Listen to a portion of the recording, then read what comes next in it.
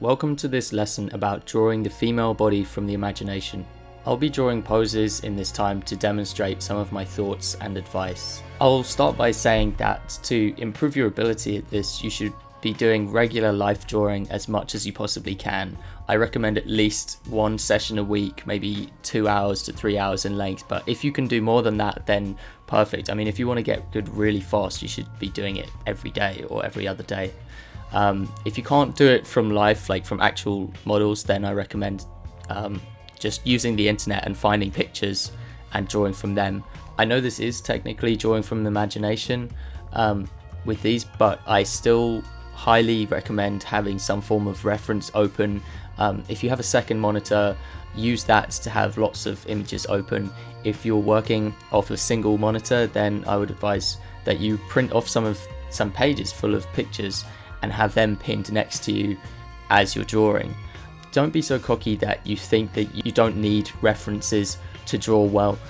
If you're not Kim Jong-gi, then you should have references open, because it just gives you some information for your mind to use.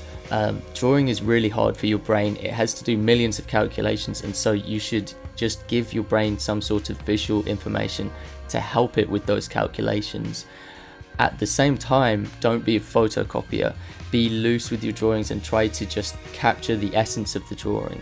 What do I mean by that? Well, the essence of a character drawing can be these things.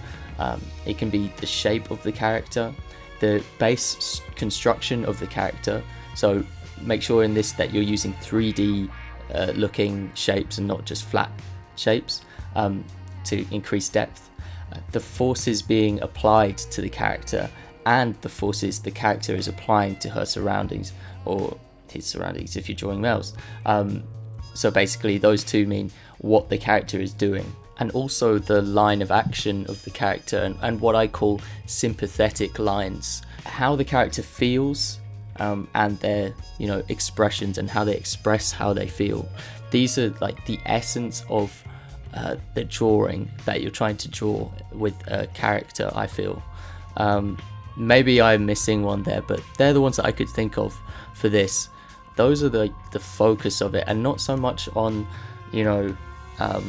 the bone structure or like how the muscle interacts with the bone. That's fine for if you're learning anatomy, if you're doing an anatomy study specifically, but for drawing a pose, if you get caught up in those details, I feel like you'll miss the bigger picture a lot of the time.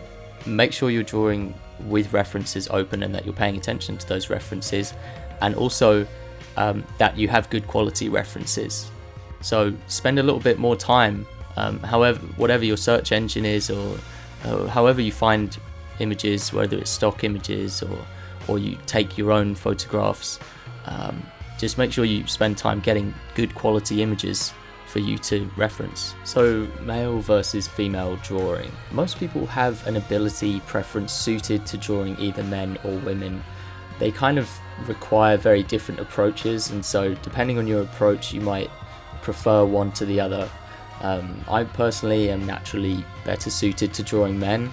I just find their blocky, rigid forms to be more forgiving, and the construction is much more clearly displayed. With a male physique, you can overdraw it and it will look okay. So I find it hard to draw a female with subtle, minimal lines, where overdrawing can actually degrade the drawing. For many years, when I would try to draw women from imagination, they would end up looking too masculine because of my drawing approach. And that still often happens today, especially when I'm quickly rattling out a storyboard pose without reference.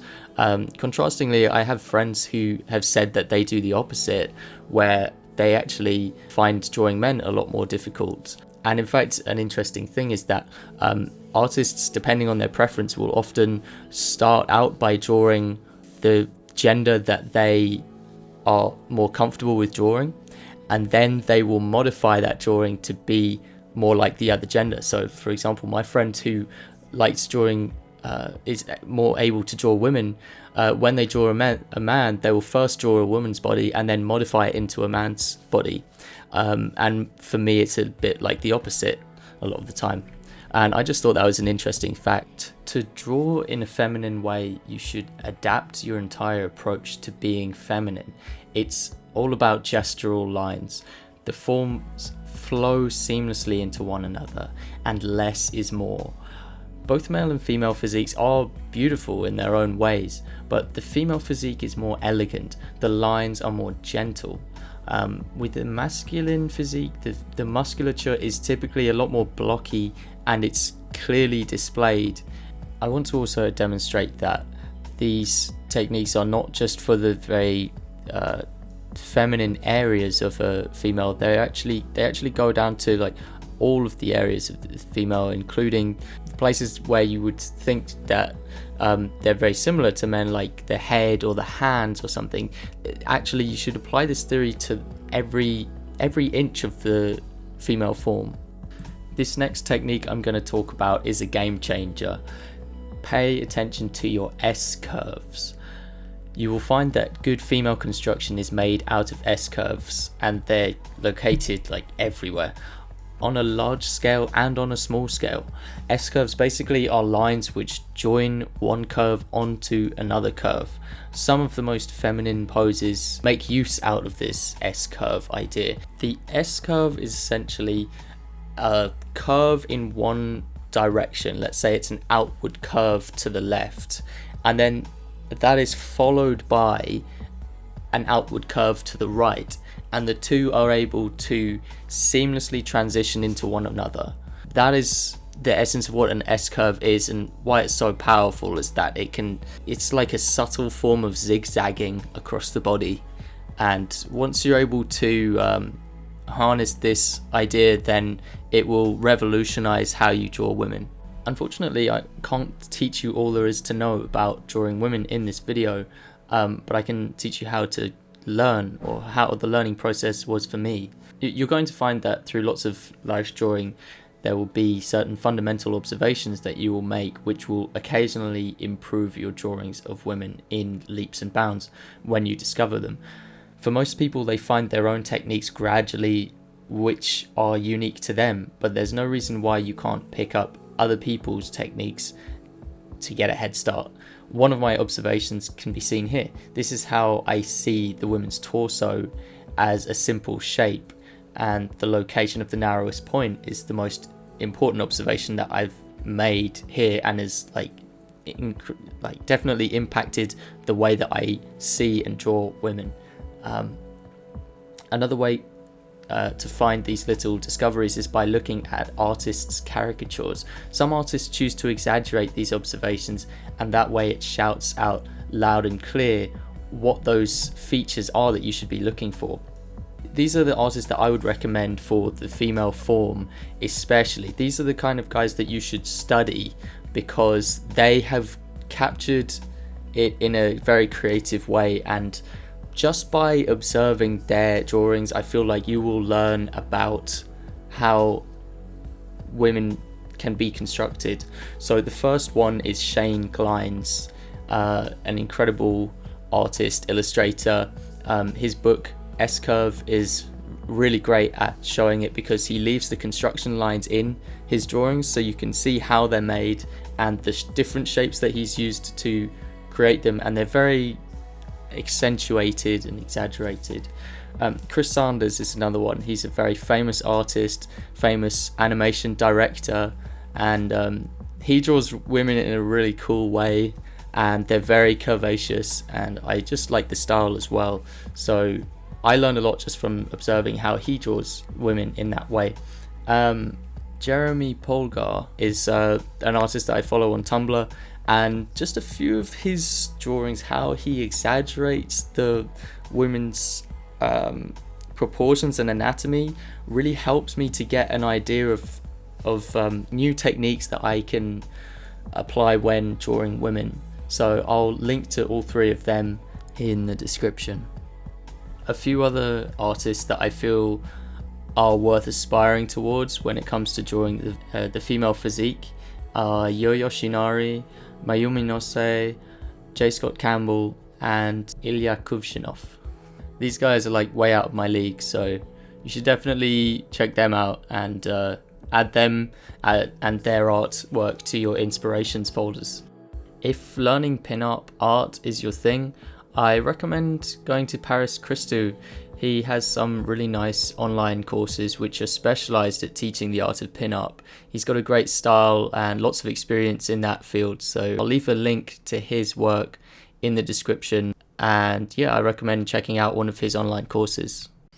In this drawing I wanted to demonstrate how important the pose is at explaining the gender of the character. So like there are a lot of poses which are very feminine poses, and I think it's important to pay attention to what pose you're drawing, and that's going to really capture not only the form correctly and the fact that it's very feminine, but also the personality in a more complex way than that. In terms of what you should be aiming for, I don't think when drawing from the imagination that it's necessary to try and get the drawing as realistic as possible. I think instead you should aim for an imitation of real life, a style distortion of what you see, if you like. I think it's fun to do this as well, and both for the artist and for the consumer, and it's also a lot more practical to do than drawing realistic bodies from the imagination. So you might as well, because drawing the human body and a really realistic way from the imagination is a very difficult task, and it's kind of pointless.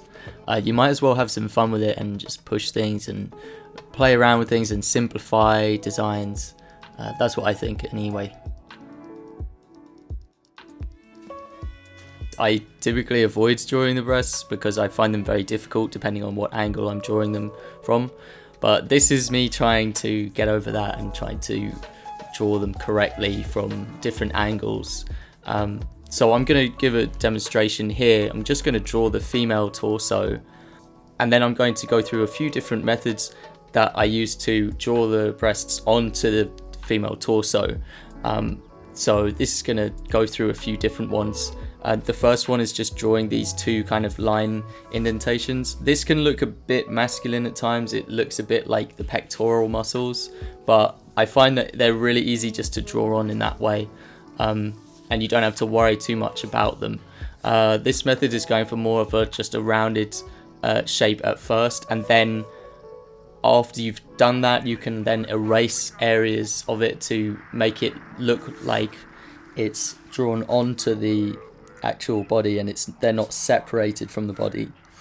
And here I'm just playing around with different variations of that. Of course, these methods tend to vary depending on the angle of which you're viewing it from. Here I'm doing pretty much one of the easiest, which is just a front-on angle, but you are going to have to model your approach differently depending on the angle.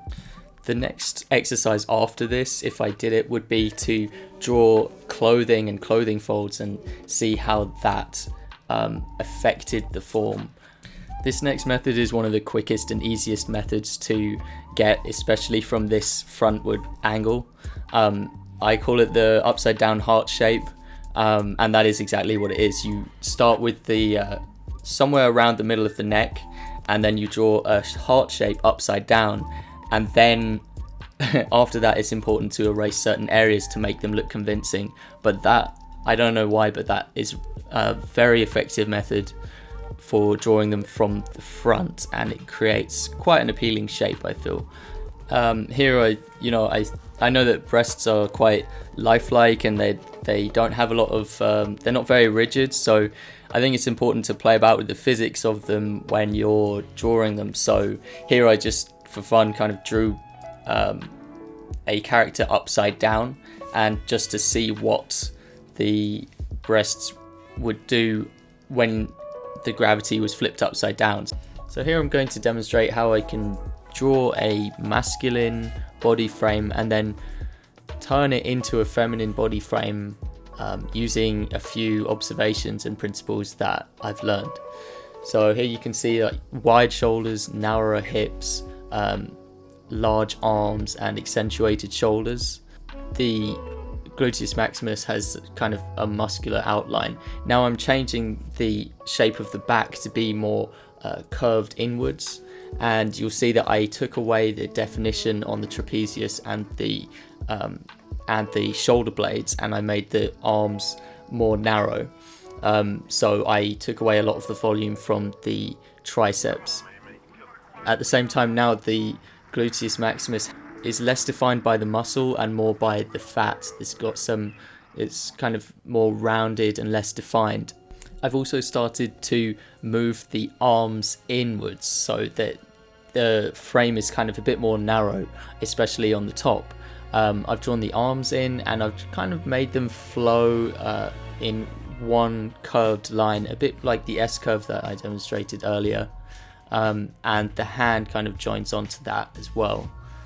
I drew in the center line, and this time I made it a bit more curved to show that there was kind of more of a curvature to the upper and lower back in the shape of an S again.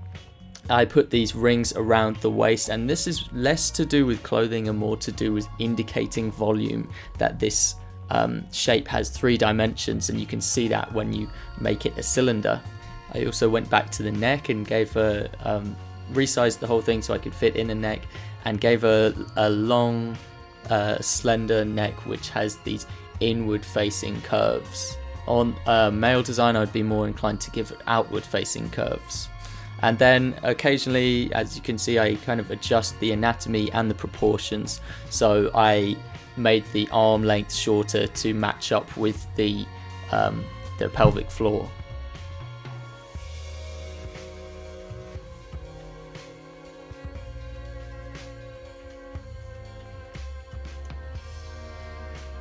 Okay, it's time for our animation spotlight of the week. This week it goes to JT Movie. He's created the first episode to his online animated series called Omega, and he's documented the process that he's taken to make it. So he's made how-to tutorials about it, and I came by his channel and I watched the animation and I was blown away by it. I was really impressed. So if you'd like to be featured in an upcoming showcase, just send me one of your videos, one of your YouTube videos, and I'll check it out, and I'll pick one at random to show in a future video. Thanks for watching the tutorial today. I hope you got something out of it. If you like these kind of videos, please subscribe to the channel, leave me a comment in the comment section, and head over to animatorguild.com. We've got loads of stuff over there, including a forum, online workshops that you can take with me, and tons more tutorials. I'll see you next time. Goodbye.